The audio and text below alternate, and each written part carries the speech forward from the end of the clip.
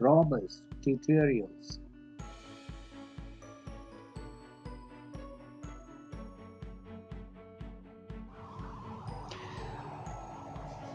So hello, we are now discussing. हम multiple choice single answer question discuss कर रहे हैं। इसमें एक पैसेज है, आप थोड़ा सा आप इसको पढ़ो। अब इसमें वर्ड क्या लिखा हुआ है कि विंड पावर के बारे में। The power of the wind has been used for centuries.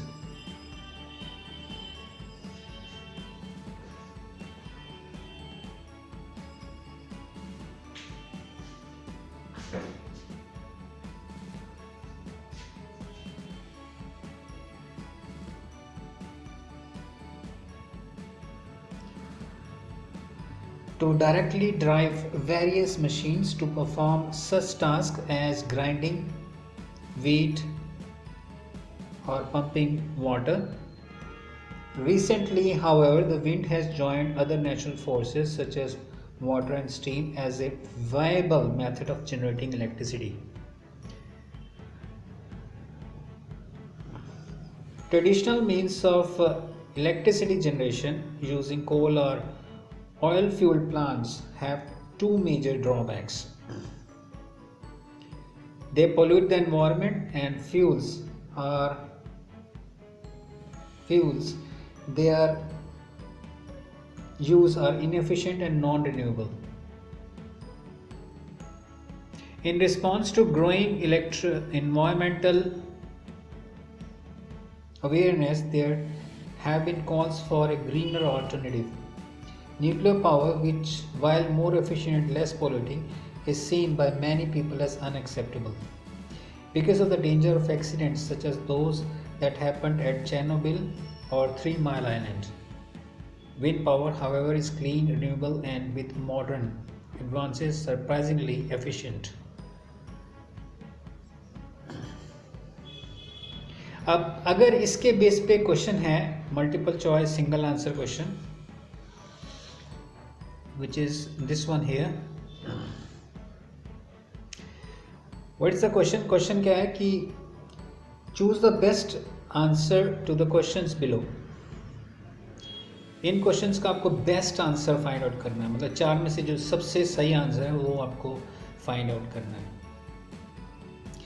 Question क्या है कि people do not like coal and oil powered water production because लोगों को कोल और ऑयल पावर्ड जो है पावर प्रोडक्शन अच्छा नहीं लगता है।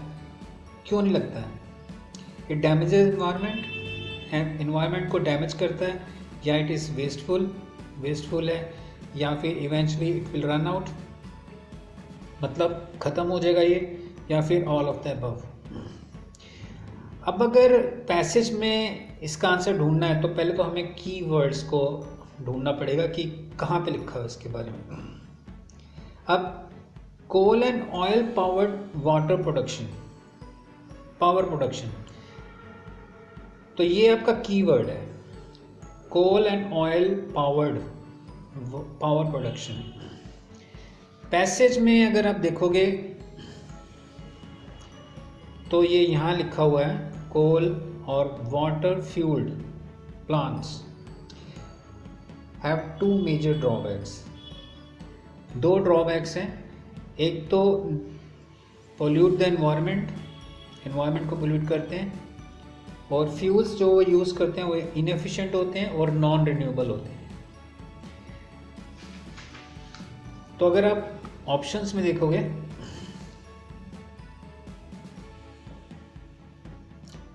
अब इसमें ये भी है डैमेजेस एनवायरनमेंट, वेस्टफुल इनएफिशिएंट लिखा हुआ है वहाँ पे, तो इनएफिशिएंट मतलब वेस्टफुल हो गया, और वो नॉन रिन्यूएबल है तो इसका मतलब eventually it will run out. तो तीनों ही ऑप्शन है ये तो इसका मतलब फिर ये आंसर चौथा होगा हमारा ऑल ऑफ द अबव। तो इस तरह से हम कीवर्ड्स को फाइंड आउट करके सॉल्व कर सकते हैं। अब हम दूसरा क्वेश्चन डिस्कस करते हैं। विंड पावर डैश, फर्स्ट है has only been use recently, मतलब इसको अभी यूज़ करना शुरू किया है। या फिर प्रमोट्स इन्वायरमेंटल अवेयरनेस, ये इन्वायरमेंटल अवेयरनेस को प्रमोट करती है, या क्लीन्स एनवायरनमेंट को साफ करती है, या इज़ नॉट वेस्टफुल नहीं है। अब विंड पावर के बारे में कहाँ लिखा हुआ है, अगर हम पैसेज को देखें इसको तो